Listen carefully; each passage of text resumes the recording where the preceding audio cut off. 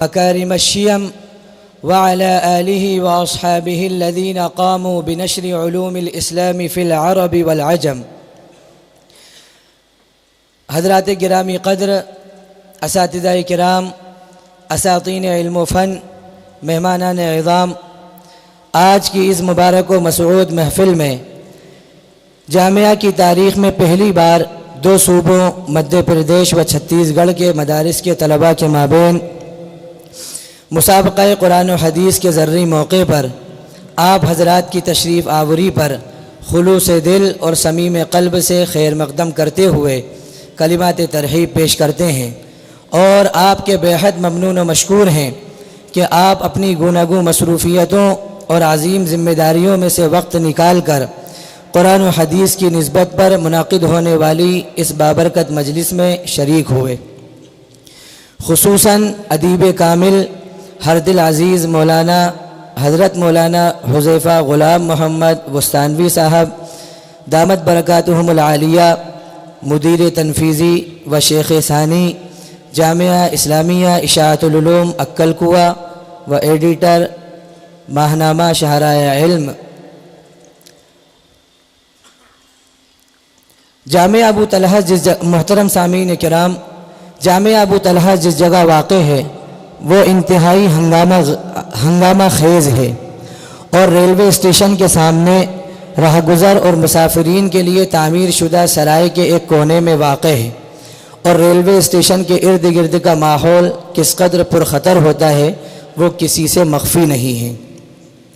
Railway station کا منصوبہ بنتے ہی سکندر جہاں بیگم نے اس کی تعمیر سے قبل سرائے سکندری کی تعمیر کا حکم جاری فرمایا۔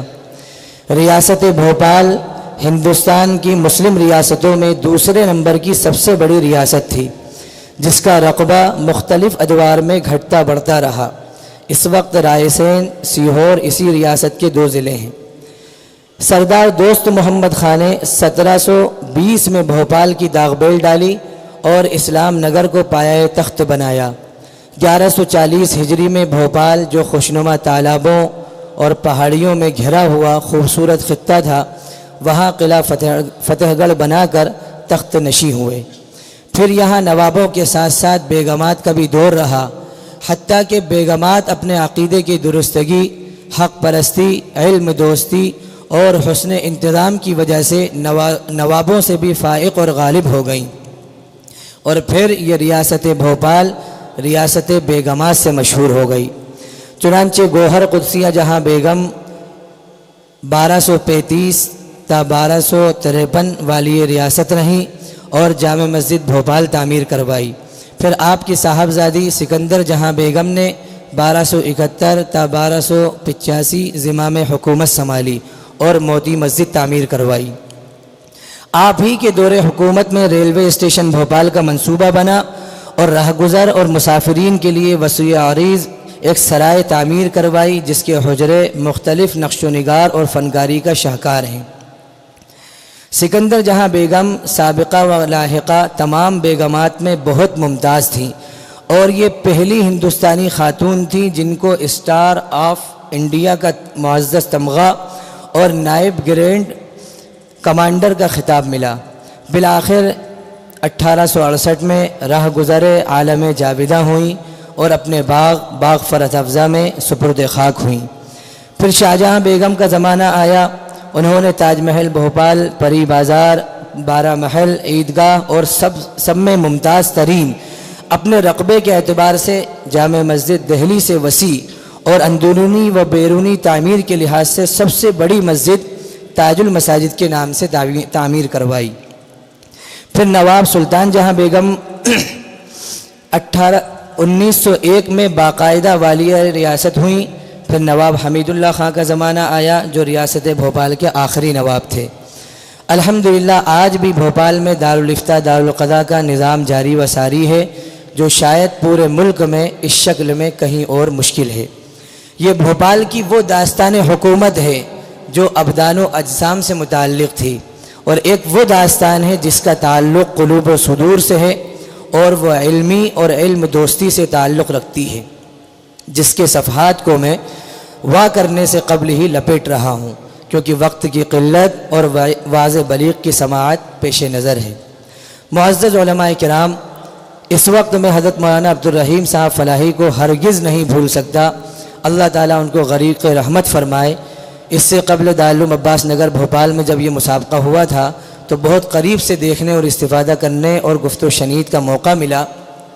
حالانکہ آج سے 12 سال قبل جب یہ قاری حروف جامعہ مظہر سعادت ہاسوٹ گجرات میں زیر تعلیم تھا اور آل گجرات اور پھر آل انڈیا مسابقہ قرآن کریم فی الحفظ والتفسیر والحدیث والتجوید والاذان میں شرکت کا موقع ملا تو جامعہ اسلامیہ اشاعت العلوم مکل کو جانا ہوا، اور وہاں بھی حضرت مفتی عبداللہ صاحب پٹیل رحمۃ اللہ تعالی رحمۃ واسعہ کی نسبت سے حضرت سے ملنا جلنا ہوا، اور جامعہ مظہر سعادت ہاسوٹ میں بھی کئی مرتبہ ملاقات کا شرف حاصل ہوتا رہا۔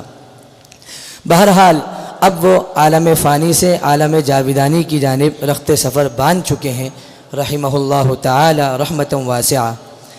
میں حضرت مولانا حذیفہ صاحب وستانوی پر بہت کچھ لکھنے والا تھا اور بہت کچھ لکھنا چاہتا تھا، لیکن ظاہر بات ہے کہ بہت ساری چیزیں لوگوں کو معلوم بھی ہیں، کیونکہ ماہنامہ دارالعلوم دیوبند میں بہت زمانے سے حضرت کے مضامین آتے رہے۔ میں سمجھتا ہوں کہ 20 سال سے حضرت کے مضامین ماہنامہ دارالعلوم میں آ رہے ہیں، کیونکہ 1429، 1430، 31، 32 کے کچھ مضامین ہیں جو مطالعے کے دوران سامنے سے گزرے تھے۔